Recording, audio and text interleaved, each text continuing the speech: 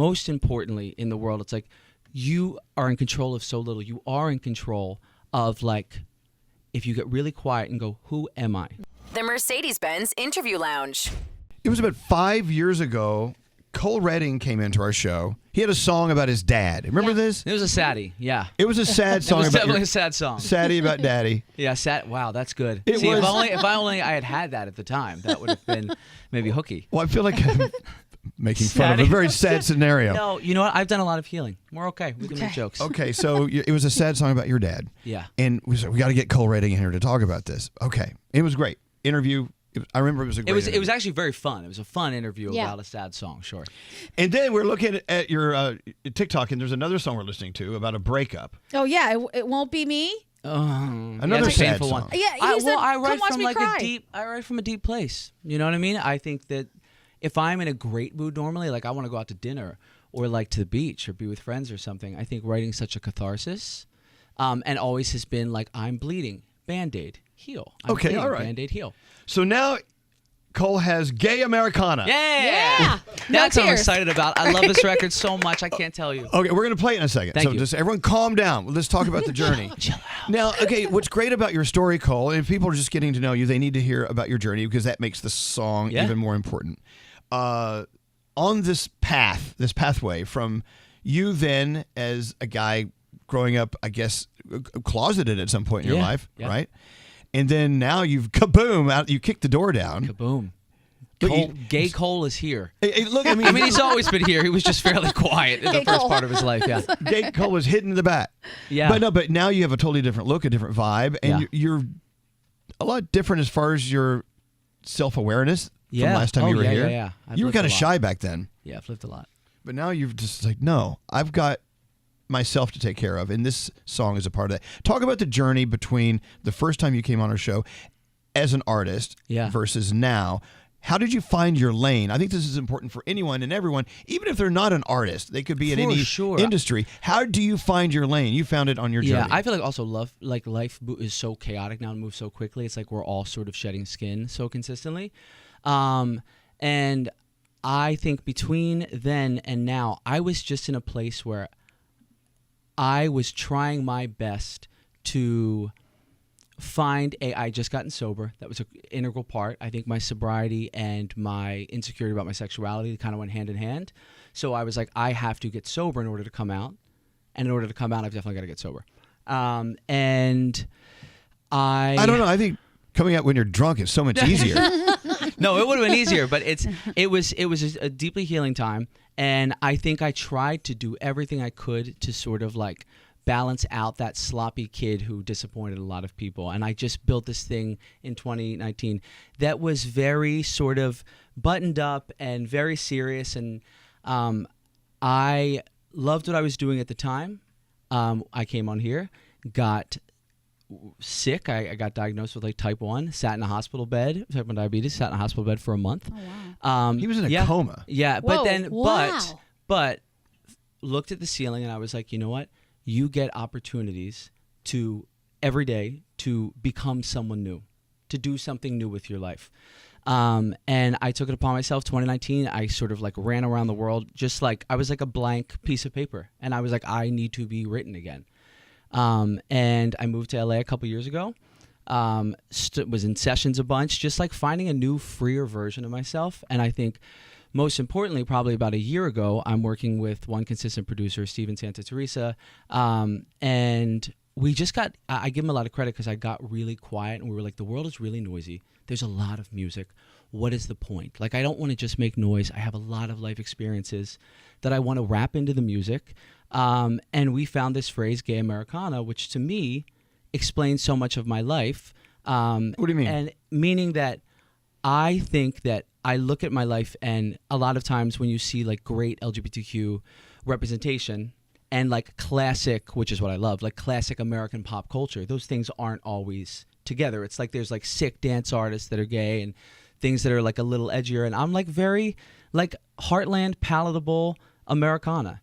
And I think we started to like make the music, and it felt very Fleetwood, and it felt very Springsteen, and it felt like, to me, it was like if Troye Sivan is Tokyo and underground UK, this is like the American version of someone that is like a Freddie Mercury or like a George Michael. So this is your calling then? Yeah, I think it is. This is your lane. Yeah, and I think most like artistically, it gives me like, even this Gay Americana is like this it's this sweet coming out story with like this thrashing Bruce Springsteen style record, and there's a duality to that, and I think it allows me to talk about my own personal journey, and if in any way that helps like the next Cole feel a little seen, that would be like the highest for me. So here it is. You're floating around outer space, not really tethered to the planet, like wondering, well, where am I going? What am I doing? What's the point in all of this? As an artist or as a parent or as a banker or as anyone, you're like, what's the point? What am I doing? You got to find who you are. Yeah, and then it all starts to make sense. As a mom, you understand what I'm saying, but right? I think this story is so good because of the fact that so many people are going through something like this where they just cannot find themselves and they feel lost, or they feel like they were supposed to do this and it didn't work out, and now what do I do? And your story is amazing that you picked it up and you were like, you know what? Bleep everything. Yeah, no, I think I'm going to do this, and this is what I'm supposed to be doing. I really do think, like, most importantly in the world, it's like you are in control of so little. You are in control of, like, if you get really quiet and go, who am I? Mm-hmm. Like, what do I have that nobody else has on the planet? If you run with that just minute by minute, you're golden. And then you are happier for it. You make other people happier for it. And it's like a trickle effect. I feel like one of the biggest pieces of you finding yourself, and please correct me if I'm wrong, I was looking at your social media and you said that this song, Gay Americana, is the song that 13-year-old you wishes you would have had. I wish I had. Why is that? I think because when you're a kid, it's like you just can't, especially I can just speak as a gay kid myself, even if your family isn't going to have a problem with it, it's like this inside job that you have to work on, that you have all of these, you've like let culture tether things to you, and you have all of this fear. To just have someone from afar to go like, oh, no, I look like that. That's cool. I also do that. I want to do that. And then to hear it from someone to go like, I was that incredibly scared, insecure, like volatile little gay kid who was trying to find his way. I think that is so crucial to just have all types of representation where people in the world can look at that and use it as some type of North Star. So not that I'm the North Star, but symbolically. So you can look back at your self-hating 13-year-old and say, hey, it's okay. Let yourself off the hook here. Hell, this is a hug. Good. Okay. This is a hug for him. But could that also be it for everybody? If you're looking for your purpose, what would 13-year-old you be proud of now? I think that's so true. I think it's just like, because the world hasn't like gotten its hooks into you yet. You're just like fresh with inspiration. And I think everyone has that like little piece of them that is the most precious. If I could talk to any teenager right now who's just like lost in the sauce, whether it's mental health issues, whether it's gay, whether it's addiction, like whatever you think is your issue that people have a problem with, like hold on to that. Like don't let anybody put that fire out. I let people put that fire out. I let me put that fire out. That's your special sauce. That's going to be like your magnet in the world. Yeah. People are going to be obsessed with you because of the thing that you thought they hated you for. You can just get through that initial weird period. There's so much beauty and freedom. By the way, I'm sorry to interrupt. If you're turning us on, Cole Redding is here. Friday, June 14th. It was exactly 6 years ago today that you were on this show. Oh, damn. Wow. Really? Yes. That's a lifetime. And as sure as you sound of yourself, what do you still have to work on? Because it's a nonstop. It is journey. I think in terms of like growth for anybody, the beautiful thing is you're always going to have, if you're growing, if you're open to new ideas, you're always going to have something in front of you where then you look back a year and you go, oh my God, look how much I've learned. I thought I was there. You're never there. You just find another hatch at the bottom, and you find another hatch at the bottom, and you just got to be fearless and go through it, because you get to like this the closest center of peace and self-acceptance. You get closer each time. I feel like you should be doing speaking engagements. I know. You know what's funny? Like, seriously. Oh, well, that's really sweet. It's I've lived a lot, and I think to me, again, music is the medium. Like I put everything in the records, but I just have like life experience that I think you either let it make you jaded, or you get really grateful and you get great perspective and you have more compassion for people. And I would love nothing more than to like spread that. Wow. I feel like it's just a bitter old bag. No, you're perfect the way you are. If you're bitter and that's your natural state, then just be it. Embrace it. This is what I'm saying. No one is as bitter as you. This is great. No one's going to own bitter like me. And I'm sitting here staring at how beautiful your eyes are, your eyelashes, your skin. Your skin is perfect. It's ridiculous.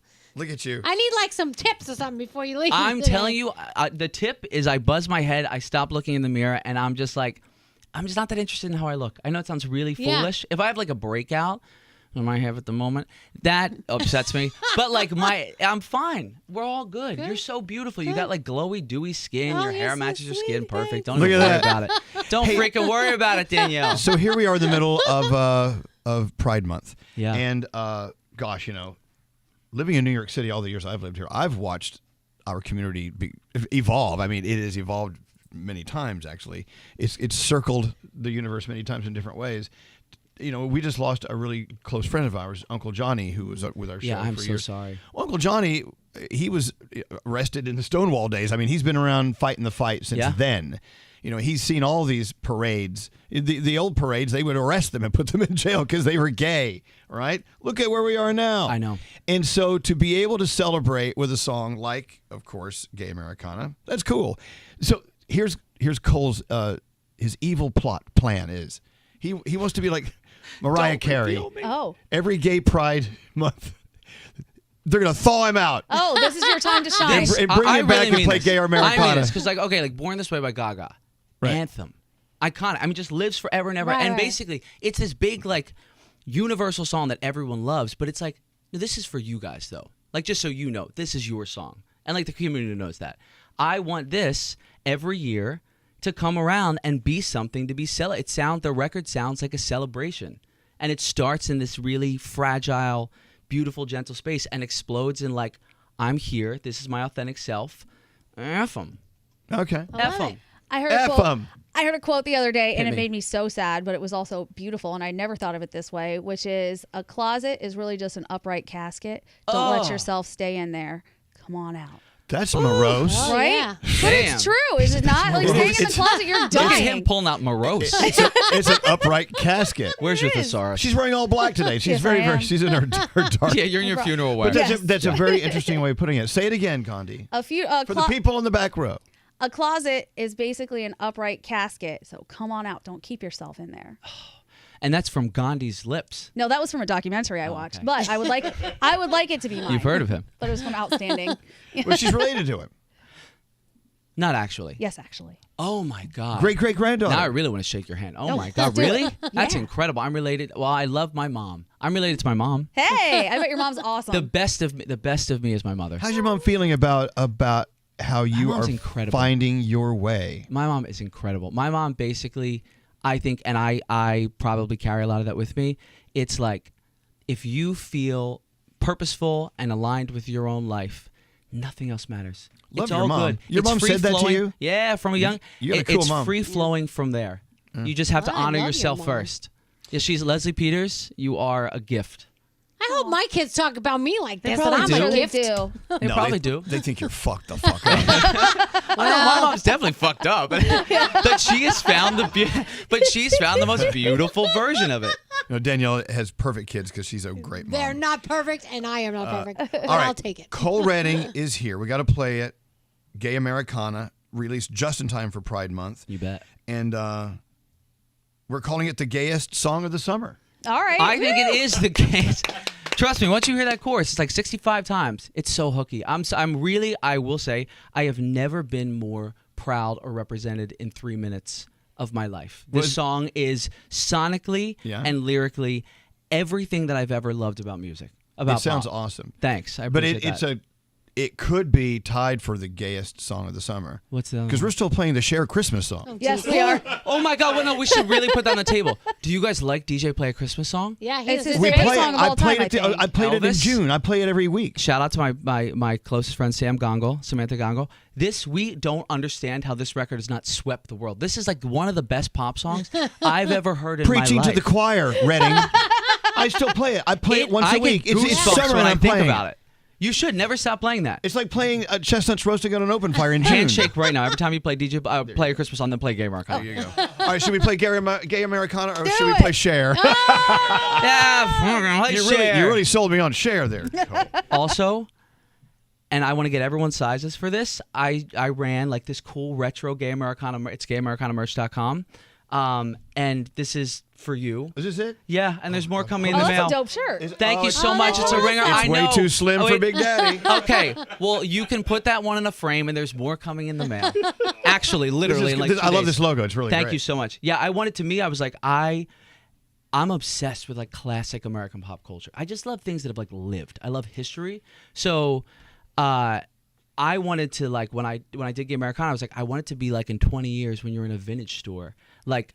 And you grab like an old Levi's T-shirt, you grab an old Coca-Cola T-shirt. I want it to feel like that. I'm Yeah, also it looks like that. I'm also It in a does. very slutty way wearing my own merch. I love it. see that. Oh, good for you. Ed So- Sheeran It wears is on all the his artwork. merch when Oh, he comes does? all the time. See? Well, he hasn't bought a new stitch of clothing in a He wait. copied Yeah. me. Okay, so Cole, what's the website for the merch? GayAmericanaMerch.com. GayAmericanaMerch.com. Super fun, super retro, great for. It is retro for Super me because gay. I have to go back 30 years to when I could fit in this Stop. shirt. I don't know. I think you're smaller than you think. Oh no, Huskies. No? Huskies. I shop in the Huskies. Oh my God! All right, Fine. we got to play the song. And we thank you for coming up. Thank you so much. There you Yeah, go. it was an absolute honor and pleasure, guys. Thank you. Cole you. Redding. It's Gay Americana. The Mercedes-Benz Interview Lounge.